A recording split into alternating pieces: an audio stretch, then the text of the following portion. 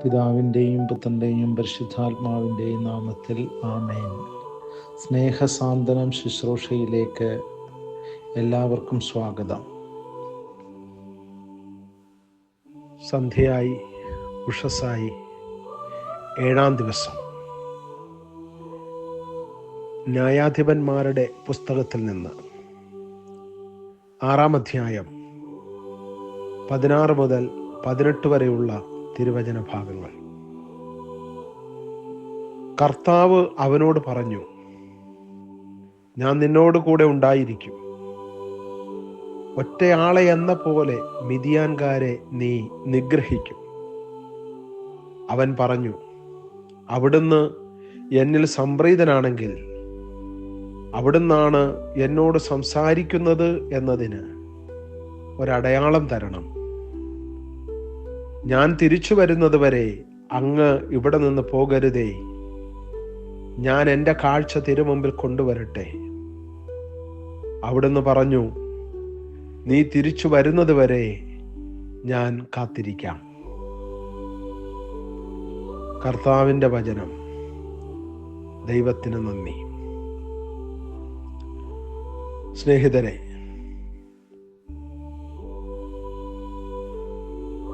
കർത്താവിൻ്റെ ന്യായാധിപനായി തിരഞ്ഞെടുക്കപ്പെട്ട ഗിദെയോൻ ഇസ്രായേലിനെ വീണ്ടെടുക്കുവാൻ വേണ്ടി ശത്രുപക്ഷത്തേക്ക് പോകുമ്പോൾ കർത്താവ് അവനെ ശക്തനാക്കുന്ന വചനഭാഗമാണ് നാം ശ്രവിച്ചത്. കർത്താവ് അവനോട് പറഞ്ഞു, മിദ്യാൻകാരുടെ കയ്യിൽ നിന്ന് ഇസ്രായേലിനെ മോചിപ്പിക്കുവാൻ ഞാൻ നിന്നെ നിയോഗിച്ചിരിക്കുന്നു. നീ പോവുക. മിദ്യാൻകാരെ ഞാൻ നിന്റെ കൈകളിൽ ഏൽപ്പിച്ചു തരും. കർത്താവ് അവനോട് പറഞ്ഞു, ഞാൻ നിന്റെ കൂടെ ഉണ്ടായിരിക്കും. യുദ്ധം ചെയ്യുന്നത് ഗിദെയോനാണെങ്കിലും ദൈവത്തിൻ്റെ കരബലം അവൻ്റെ കൂടെ പ്രവർത്തിക്കുമെന്ന് തിരുവചനം ഓർമ്മപ്പെടുത്തുന്നു. നമ്മുടെ ജീവിതമാകുന്ന യുദ്ധത്തിൽ കർത്താവിൻ്റെ കരബലം നമ്മളിലൂടെ പ്രവർത്തിക്കും. അവിടുന്ന് നമ്മുടെ വിജയമാണ്. സങ്കീർത്തകൻ പ്രാർത്ഥിക്കുന്നത് പോലെ, എനിക്ക് സഹായം എവിടെ നിന്ന്? ആകാശവും ഭൂമിയും സൃഷ്ടിച്ച കർത്താവിൽ നിന്നത്രേ എനിക്ക് സഹായം ലഭിക്കുന്നത്.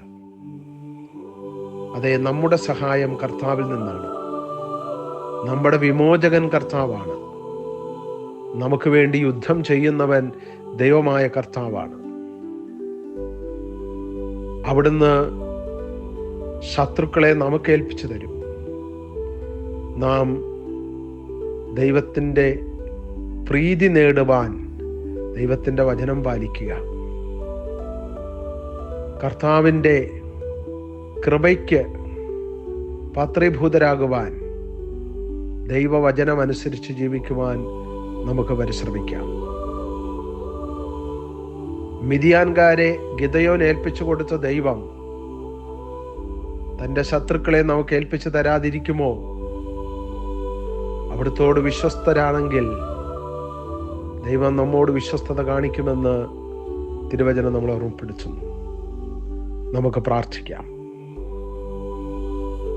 സർവശക്തനായ ദൈവമേ, ഞങ്ങളിതാ അങ്ങയുടെ തിരുസന്നിധിയിൽ നിൽക്കുന്നു. ഞങ്ങളുടെ ജീവിത മേഖലകളിൽ ഞങ്ങൾ നേരിടുന്ന പ്രതിസന്ധികളോട് യുദ്ധം ചെയ്യാൻ അങ്ങ് ഞങ്ങളോടുകൂടി വരണമേ. ഞങ്ങളെപ്പോഴും അഭിഷേകത്തോടെ അങ്ങേ തിരുസന്നിധിയിൽ ജീവിത യാഥാർത്ഥ്യങ്ങളോട് ഏറ്റുമുട്ടുവാൻ ഞങ്ങൾക്ക് ഉന്നതങ്ങളിൽ നിന്ന് ശക്തി പകർന്നു തരണമേ. ഞങ്ങളോടുകൂടി അങ്ങ് എപ്പോഴും ഉണ്ടെങ്കിൽ ഞങ്ങൾ ജീവിതത്തിൽ വിജയിക്കുമെന്ന് തിരുവചനത്തിൽ ഞങ്ങൾ മനസ്സിലാക്കുന്നു. അങ്ങ് ഞങ്ങളോടുകൂടെ വന്ന് ഞങ്ങൾക്കൊപ്പം നിന്ന് ഞങ്ങൾക്ക് വേണ്ടി യുദ്ധം ചെയ്യണമേ.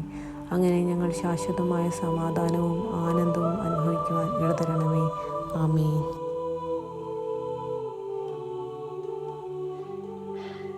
പിതാവും പുത്രനും പരിശുദ്ധാത്മാവുമായ ത്രിത്വൈക ദൈവം നിങ്ങളേവരെയും സമൃദ്ധമായി അനുഗ്രഹിക്കുമാറാകട്ടെ. ആമേൻ.